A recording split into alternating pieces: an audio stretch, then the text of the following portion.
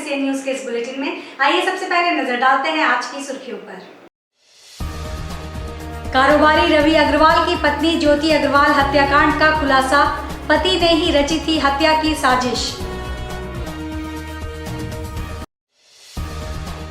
मानगो में हाईकोर्ट के आदेश के बावजूद सीओ के निर्देश पर अपनी ही जमीन पर बने घर के हिस्से को तोड़ा गया, 50 से 60 लाख का नुकसान।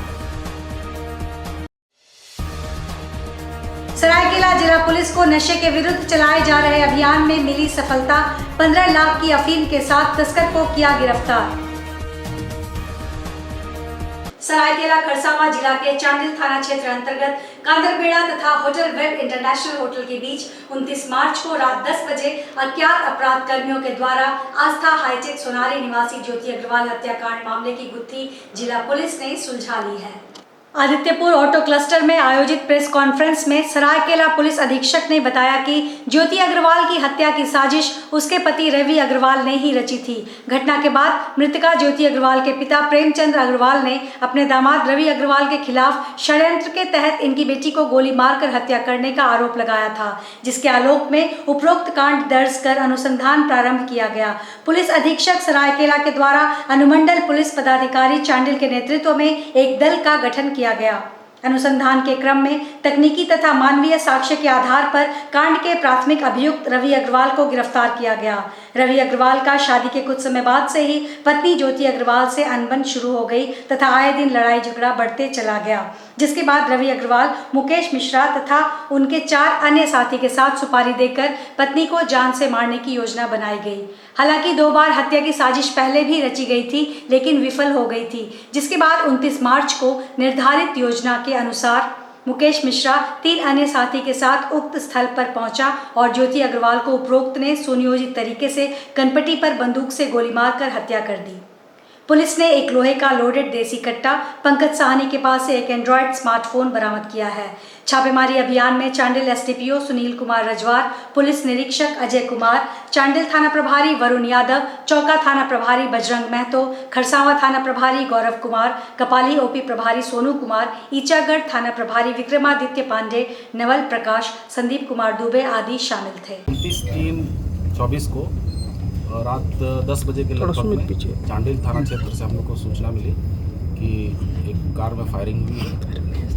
पता करने पे पता चला कि रवि अग्रवाल है, उनके ऊपर फायरिंग हुई है और उनकी पत्नी गोली लगी है और उनको हम लोग तुरंत हॉस्पिटल पहुंचाए। वहां पे उनको मृत घोषित कर दिया गया और रवि अग्रवाल के द्वारा बताया गया कि अपराध कर्मियों के द्वारा उन पर फायरिंग की गई है, जिसपे उनकी पत्नी को गोली लगी और उनकी मृत्यु हो गई है। उनके द्वारा ये भी बताया गया कि पिछले कुछ महीनों से उनसे रंगदारी मांगी जा रही थी और रंगदारी नहीं देने के कारण ही इस प्रकार की घटना उनके परिवार के ऊपर हुई है।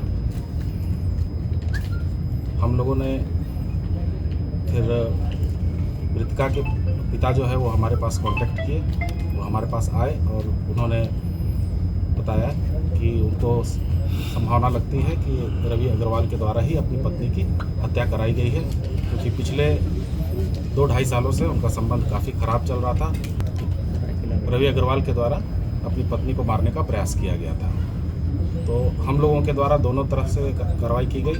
जो उनके ऊपर जो रंगदारी मामला था उस पर भी हम लोग काम करना स्टार्ट किए और मृतका के पिता के द्वारा जो आरोप लगाया गया था रवि अग्रवाल के ऊपर, उस पहलू पर भी हम लोगों ने जांच स्टार्ट किया और हमारी पुलिस की टीम जो है वो मानवीय सूचनाओं के आधार पर एवं तकनीकी सूचना के आधार पर हम लोगों ने एक व्यक्ति को गिरफ्तार किया। गिरफ्तार करने पर उसने अपना अपराध स्वीकार किया और उसके द्वारा बताया गया कि रवि अग्रवाल के द्वारा ही पैसे दे करके अपनी पत्नी को मरवाया गया है। इस क्रम में हम लोगों ने 4 लोगों को गिरफ्तार किया है, जिसमें रवि अग्रवाल खुद है, एक पंकज कुमार सुहानी है, रोहित कुमार और मुकेश मिश्रा। इसके अलावा और 2-3 अपराध कर्मियों की हम लोग को और तलाश है।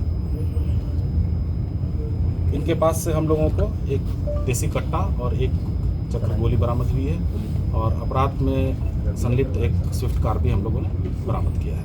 जमशेदपुर के मानगो में हाईकोर्ट के आदेश के बावजूद सीओ के निर्देश पर अपनी ही जमीन पर बने घर के हिस्से को तोड़वा देने का मामला सामने आया है।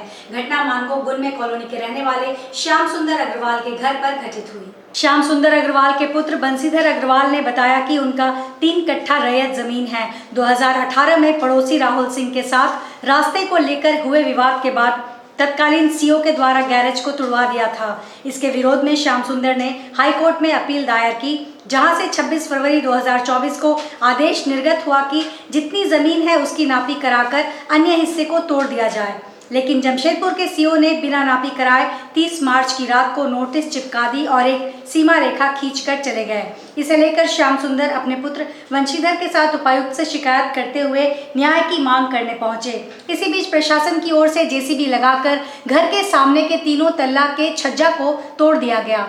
परिवार वालों का आरोप है कि जिस समय घटना को अंजाम दिया जा रहा था उस समय घर में कोई पुरुष सदस्य नहीं था। बीमार पत्नी के साथ बहू और 2 छोटे बच्चे थे, जिनकी किसी भी प्रकार की बातों को बिना सुने कार्रवाई की गई। श्याम सुंदर ने कहा कि इस तोड़फोड़ में उन्हें लगभग 50 से 60 लाख रुपए का नुकसान हुआ है। इसके विरोध में वे एक बार फिर हाई कोर्ट की शरण लेंगे। गुनमे कॉलोनी निवासी, मैं इस घर का मालिक हूँ। ये घर मेरा है। मुझे आज मैं 11 बजे डीसी साहब के ऑफिस पर था, क्योंकि 28 तारीख को हम मेरे यहाँ नापी हुई थी। उस संबंध में गलत नापी करने के संबंध में उनको इतला करने गया था और 30 तारीख को रात में लोग आके एक पर्चा चिपका गए थे। उसके संबंध में उन्हें बताने गया था कि सर मेरा गलत नापी हुआ है, इसको आप फिर से जांच करवाइए। बात करने गया था। मैं घर पर मेरे वाइफ जो पार्किंसन से पीड़ित है, मेरे 2 बच्चे हैं, बहू है, वो लोग घर पर थे और हम लोग दोनों बेटा और मैं डीसी साहब के ऑफिस में था। मैंने डीसी साहब को से बात की, उन्होंने उसके बाद तब तक पता चला कि यहाँ से पूरा आग वो लोग जेसीबी लगा के तोड़ के चले गए। घर में कोई नहीं था, कौन कौन आए थे ये भी हमें पता नहीं है। यहाँ मेरा करीब 50 से 60 लाख रुपए नुकसान, ऊपर मेरा छत भी क्रैक कर गया है और पूरा सामने का पोर्शन तोड़ दिया गया है। मैं हाई कोर्ट जा रहा हूँ और इनके ऊपर कंटेम्प्ट टू कोर्ट करूँगा, सीओ और इनके नगर निगम के खिलाफ। सीओ ने आज धमकी दी है कि अगर तुम आगे जाओगे तो मैं तेरे घर में घुस के 5 फीट और तोड़ दूंगा। सरायकेला जिला पुलिस को नशे के विरुद्ध चलाए जा रहे अभियान में सफलता हाथ लगी है, जहां पुलिस ने कुचाई थाना क्षेत्र से 15 लाख मूल्य के अफीम के साथ एक तस्कर को गिरफ्तार करने में सफलता प्राप्त की है। मामले के संबंध में जानकारी देते हुए एसपी मनीष टोपो ने प्रेस वार्ता में बताया कि सरायकेला अनुमंडल पुलिस पदाधिकारी को वरीय पुलिस पदाधिकारी द्वारा दलभंगा रोड से अफीम जैसे नशीले पदार्थ की तस्करी किए जाने की सूचना मिली। सूचना का सत्यापन एवं आवश्यक कार्रवाई करने हेतु अनुमंडल पुलिस पदाधिकारी सरायकेला के नेतृत्व में एक टीम का गठन किया, जिसमें अनुमंडल पुलिस पदाधिकारी सरायकेला संतोष मिश्रा, थाना प्रभारी यशवंत कुमार ने कोपलुंग मोड़ के पास सड़क के दोनों तरफ सशस्त्र बल के सहयोग से एंटी क्राइम चेकिंग लगाया गया। एंटी क्राइम चेकिंग के दौरान करीब 1:30 बजे एक यामा की FZ मोटरसाइकिल आई, जिस पर 2 व्यक्ति सवार थे, जिसे रोका गया, लेकिन पीछे बैठे व्यक्ति उतरकर भागने लगा। भाग रहे व्यक्ति को सशस्त्र बल के सहयोग से पकड़ने का प्रयास किया गया। वह भागने में सफल रहा एवं मोटरसाइकिल चला रहे व्यक्ति को पकड़ लिया गया। पकड़ने के बाद पूछताछ के क्रम में उसने अपना नाम रोहन पातर बताया एवं भाग रहे व्यक्ति का नाम दीपक मुंडा बताया। पकड़े गए व्यक्ति के पास से 3 किलो 20 ग्राम अफीम पाया गया। उक्त अफीम की बाजार की कीमत 15 लाख रुपए है। सरायकेला पुलिस अध्यक्ष मनीष टोपो ने बताया कि अफीम नशीले पदार्थ के विरुद्ध विशेष अभियान चलाया जाएगा। इन्होंने बताया कि ब्राउन शुगर को लेकर भी जिला पुलिस द्वारा विशेष रणनीति तैयार की गई है।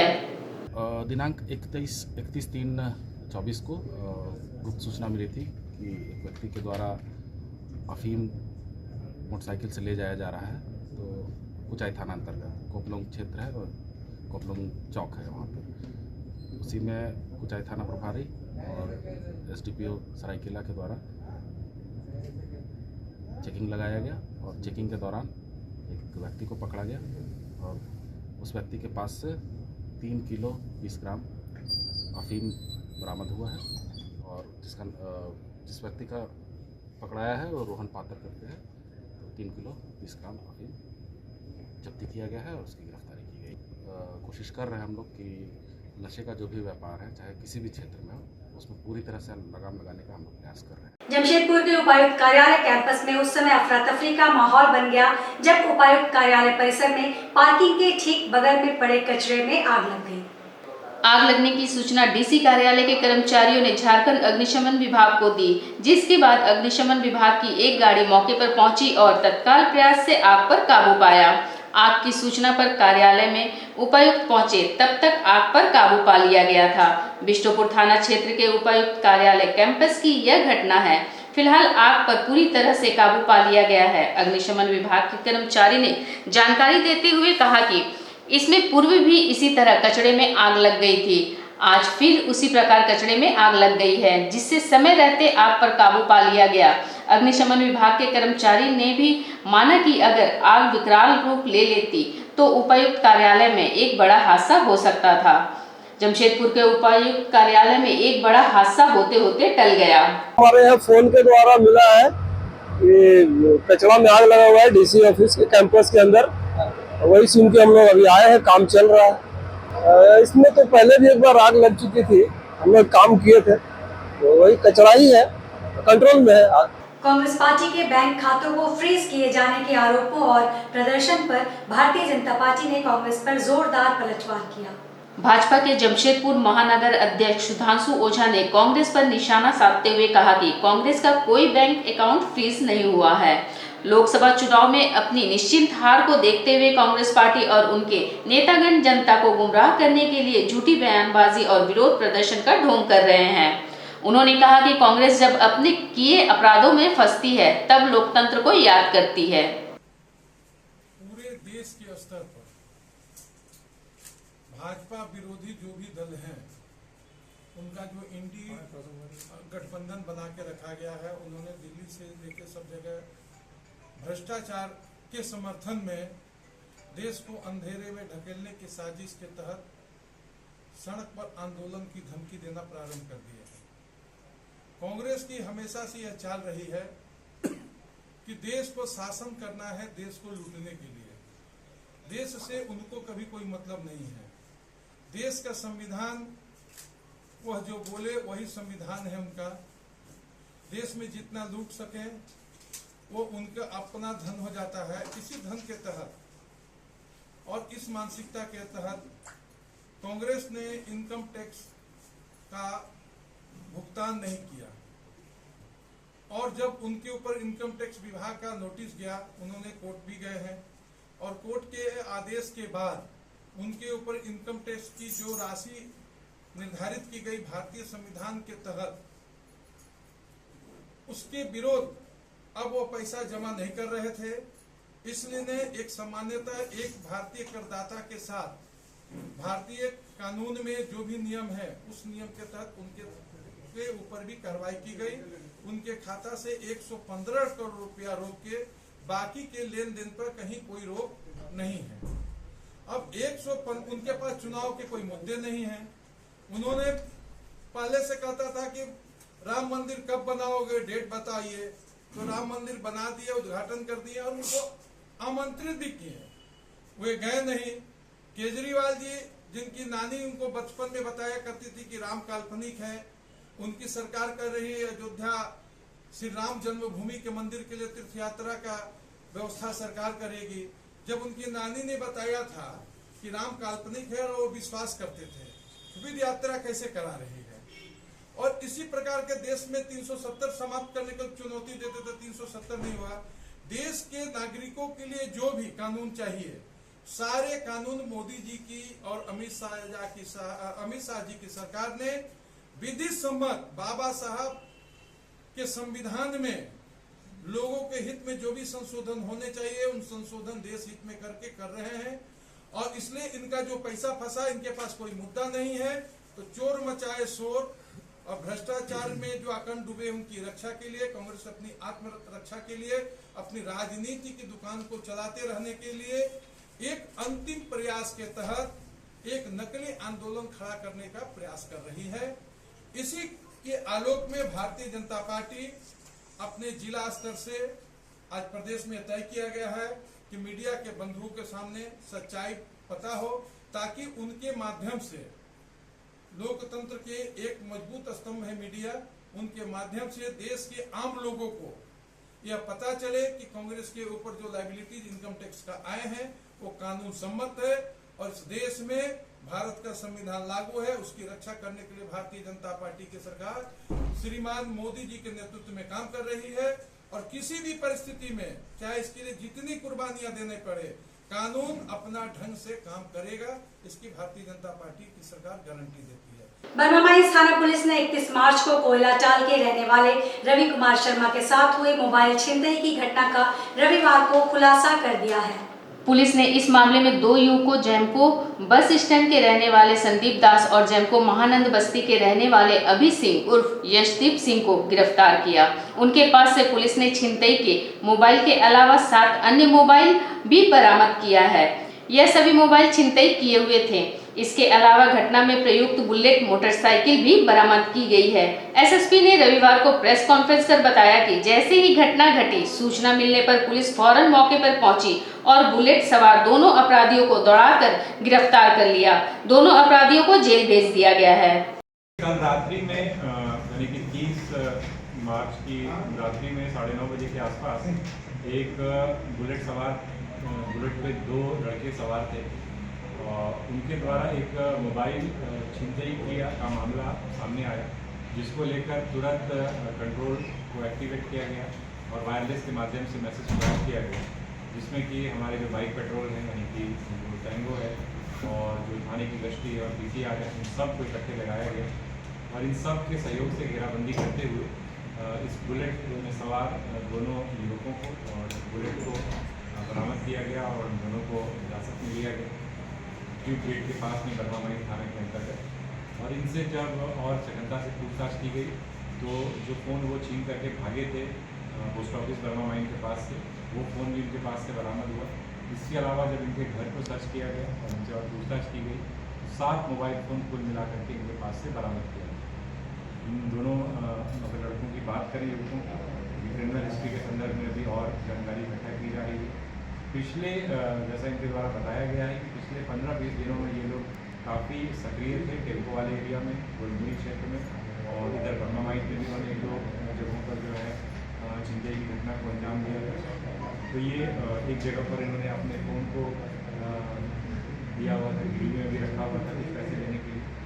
तो एक प्रकार से एक उभरता हुआ एक कह सकते हैं कि उभरते हुए अपराधी के रूप में या उभरते हुए छिनतई गिरोह के रूप में उसकी नकेल कसने में पुलिस को एक तरीके से सफलता हासिल। एक का नाम संदीप दास है और दूसरे का नाम अभी सिंह उर्फ यशदीप सिंह है और दोनों ही जो है वो तेलुगु क्षेत्र के बिरसा नगर जोन नंबर 1 के रहने वाले पारा बैडमिंटन खिलाड़ी 11 मार्च से लापता होने के बाद उसकी हत्या का उद्भेदन करते हुए पुलिस ने प्रेमिका और उसके पुरुष मित्र को गिरफ्तार करने में सफलता पाई है। प्रेस कॉन्फ्रेंस कर एसएसपी किशोर कौशल ने जानकारी दी कि प्रशांत कुमार सिन्हा 11 मार्च से लापता था, जिसका परिवार वालों ने बिरसा नगर थाना में गुमशुदगी की रिपोर्ट दर्ज कराई थी। इसके बाद परिवार वालों ने 22 मार्च को हत्या हो जाने की जानकारी देते हुए हजारीबाग की रहने वाली काजल सुमन और उसके पुरुष मित्र रौनक कुमार वर्मा को नामजद अभियुक्त बनाया। इसके बाद वरीय अधिकारी के निर्देश पर एक टीम गठित कर उसका अनुसंधान प्रारंभ किया गया और हजारीबाग से काजल और रौनक को हिरासत में लेकर पूछताछ की गई, जिसमें उन्होंने हत्या की बात स्वीकार करते हुए बताया कि फेसबुक के माध्यम से काजल और प्रशांत की दोस्ती हो गई थी। बाद में दोनों के बीच प्रेम संबंध भी हो गया था। इस दौरान काजल ने प्रशांत से 20 लाख से ज्यादा रुपए लिए थे और उसी पैसे से उसने हजारीबाग में एक रेस्टोरेंट भी खोल रखा था। इधर कुछ दिनों से प्रशांत काजल से दिए गए रुपए की मांग कर रहा था, जो उसे नागवारा गुजरा और 11 मार्च को काजल जमशेदपुर पहुंची। प्रशांत को यह कहकर कि हजारीबाग ले गई कि उसे पैसा लौटा देगी। वहां जाने के बाद काजल और रौनक ने उसका गला दबाकर हत्या कर दी और फिर बोरे में बांधकर साक्ष्य छुपाने के लिए नदी के पुल के नीचे फेंक दिया।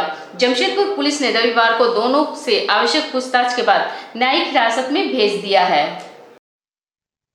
इस दिनांक 22/3/24 को 364 ए यानी कि किडनैपिंग का एक मामला बिरसा नगर थाने में दर्ज कराया गया था, जिसमें कि प्रशांत सिन्हा नाम के युवक की जो एक गाड़ी भी था, उसकी किडनैपिंग संबंधी मामला था।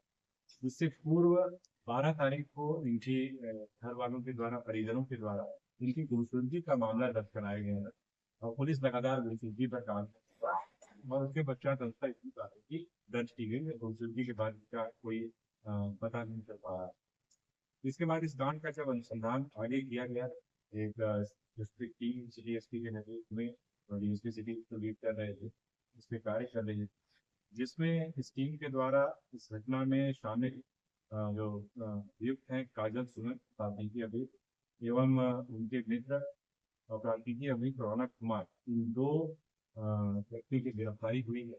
ये पूरा प्रकरण इस प्रकार से है कि काजल सुमन और खान सिन्हा थे, ये 2019 से फेसबुक के मार्फत इन लोगों की दोस्ती हुई और दोनों के बीच पैसे का भी काफी लेन देन और इसको लेकर डिस्ट्रिक्ट शांत सिन्हा डिमांड कर रहे थे कि अपना ये पैसा जिन्होंने काजल सुमन को दिया था वापस करने के लिए। काजल सुमन ने पैसे लिए थे शांत से और प्रशांत के नाम पर और लोगों से भी पैसा लिया गया था। उन पैसों के द्वारा अपने मित्र के साथ जिसमें एक रेस्टोरेंट भी जो है वो हजारीबाग में खोला हुआ था और जब वो पैसे की बार बार डिमांड करने लगा तो उस पैसे को दिलाने के नाम पर काजल सुमन यहाँ आकर इसको लेकर अपनी एक भाड़े की कार में यहाँ से 11 तारीख की दोपहर में सोनारी से ये लोग निकले और रांची होते हुए हजारीबाग पर और वहाँ पर पहुँचने के बाद जो इसका मित्र था उसके साथ एक कार पे ले गए स्कूटी में और वहाँ पर जाकर के इसकी हत्या कर दी गई गला दबा दी। हत्या करने के बाद जो है उसको बोरे में डालकर छड़वा डैम के पास में जाकर के बॉडी जिसको लोग करने जैसे प्रयास के द्वारा किया गया, लेकिन पुलिस इसमें लगातार लगी रही और पहले ये महिला भी लापता हो गई, कोई भी इसका ड्रेस नहीं मिल रहा था। मतलब अनुसंधान के दौरान उसको ड्रेस दिया गया, उसके सामने लाया गया और उससे पूछताछ की गई तो इसने प्रैक्टिस किया, पूरे मामले को बताया जिस प्रकार से इस पूरी घटना समझा दिया गया के साथ में पैसों के लेन देन के कारण और फिर बॉडी की भी रिकवरी की गई। बॉडी का पोस्टमार्टम भी कराया गया है और डीएनए के लिए भी जो है वो सैंपल सुरक्षित किया गया है और इसमें जो प्रयुक्त हुई थी वो स्कूटी भी बरामद हुई है। साथ ही साथ जो मृतक प्रशांत कुमार सिन्हा है उनकी घड़ी और मोबाइल चार्जर वगैरह भी वो प्राथमिकी हुई रौनक कुमार वर्मा है उसके पास से जब्त किया गया। ये एक दुखद घटना है जिसमें कि पुलिस लगातार ये और अंततः इसमें जो दोनों अभी शामिल थे उनकी गिरफ्तारी। हाल ही में हुए कपाली नगर परिषद क्षेत्र के वार्ड संख्या 4 और 13 में पीसीसी सड़क निर्माण को लेकर जनप्रतिनिधि और लोगों में रोष व्याप्त है। आज उक्त सड़कों के निर्माण में लगे संवेदकों के निम्न स्तरीय कार्य को उजागर करने के लिए चांदनी चौक के समीप स्थित कांग्रेस कार्यालय में कपाली नगर परिषद के पूर्व उपाध्यक्ष सरवर आलम की अध्यक्षता में प्रेस वार्ता का आयोजन किया गया। इस दौरान जानकारी देते हुए सरवर आलम ने बताया कि वार्ड संख्या 6 के अंतर्गत कपाली मुख्य सड़क से जागीर पुलिया तक कुल 36 लाख की लागत से अजमल इंटरप्राइजेज के द्वारा पीसीसी सड़क का निर्माण कराया गया। निर्माण कार्य में संवेदक और पदाधिकारी की मिलीभगत से हुए घपले का सबूत नवनिर्मित सड़क पेश कर रही है। सड़क निर्माण कार्य पूरे हुए एक सप्ताह भी नहीं बीता कि सड़क उखड़ना और दरकना शुरू हो गई है। वहीं प्रेस वार्ता के दौरान पूर्व वार्ड पार्षद मोहम्मद इरफान अंसारी ने बताया कि हाल में हुए वार्ड संख्या 13 अंतर्गत हरि मंदिर से गुलजार होटल होते हुए झोपड़ी तक जाने वाली पीसीसी सड़क के निर्माण में भी संवेदक राज मिश्रा कंस्ट्रक्शन द्वारा खूब लूट मचाई गई।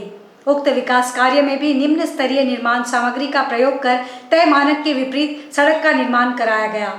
बताया जाता है कि इन सभी निम्न स्तरीय कार्य की जांच हेतु संबंधित संवेदकों के नाम से कई बार नगर परिषद कार्यालय में शिकायत की गई, लेकिन अब तक प्रशासन की ओर से जांच की कोई पहल नहीं की गई। सभी ने उक्त विकास कार्यों में धांधली की शिकायत लेकर बहुत जल्द उपायुक्त से मिलकर अवगत कराने की बात कही और उनसे उच्च स्तरीय जाँच हेतु आग्रह किया जाएगा। आज के प्रेस कॉन्फ्रेंस करने के पीछे सबसे बड़ा मसला ये है कि ये जहाँ हम लोग बैठे हैं वार्ड संख्या 4 कपाली है। यहाँ 36 लाख रुपए की लागत से एक रोड बना जो मलिक मेन रोड से लेकर जाबिर पुलिया तक का बन रहा। उस रोड को बनाने में संवेदक द्वारा इस तरह घपला किया गया है कि कहीं पर भी अभी हफ्ता दिन वह रोड बने गिट्टी उखड़ना चालू हो गया है। जब इसकी शिकायत हम लोग कार्यपालक पदाधिकारी को किए कि संवेदक द्वारा रात में ढलाई का काम किया जा रहा है, कोई पदाधिकारी यहाँ मौजूद नहीं रहते हैं, उसके बाद भी पदाधिकारी ने हमारी बात को, सारे समाज की बात को नहीं माना और लगातार रात में ही ढलाई का काम हुआ, जिसके वजह कर रोड में भारी अनियमितता है। आज हम लोग प्रेस कॉन्फ्रेंस के माध्यम से डीसी महोदय और कार्यपालक पदाधिकारी से ये मांग करते हैं कि रोड की गुणवत्ता की जांच की जाए और जहां पर ये रोड में गुणवत्ता नहीं है, ऐसे तो पूरा का पूरा रोड में कहीं भी आप जांच करिएगा गुणवत्ता नहीं है, और रोड को बेहतर तरीके से बनाया जाए। अगर ज़रूरत पड़े तो तोड़ के बनाया जाए। ये जनता का पैसा है। 20 साल के बाद ये रोड बन रहा है, फिर भविष्य में अभी 15 साल 20 साल बाद कब बनेगा ये कहना बहुत मुश्किल है। देखिए, जेई आते ही नहीं थे यहाँ पर, और जिसके वजह का संवेदक मनमाने ढंग से काम किया, जिसको आप लोगों ने भी अपने आंखों से देखा, आम जनताओं से पूछा, वो भी देखा आप लोगों ने। कहीं 3 इंच, कहीं 4 इंच, कहीं 2 इंच। अगर आज हम लोग विरोध नहीं करेंगे तो आने वाले समय में पूरे कपाली में इसी तरह का रोड बनेगा। तो किसी न किसी को तो हक की आवाज़ उठानी पड़ेगी। इसलिए आज हम लोगों ने रोड नंबर 4 से ये हक की लड़ाई की बात उठाए हैं और आगे पूरे कपाली पे उठाएंगे कि कहीं पर भी संवेदक अगर रोड बनाते हैं तो जो BOQ है उसी हिसाब से रोड को बनाए। आज के इस बुलेटिन में बस इतना ही। हम फिर हाजिर होंगे कुछ और नई खबरों के साथ। तब तक के लिए SCCN न्यूज़ की पूरी टीम की ओर से मुझे दीजिए इजाजत। नमस्कार।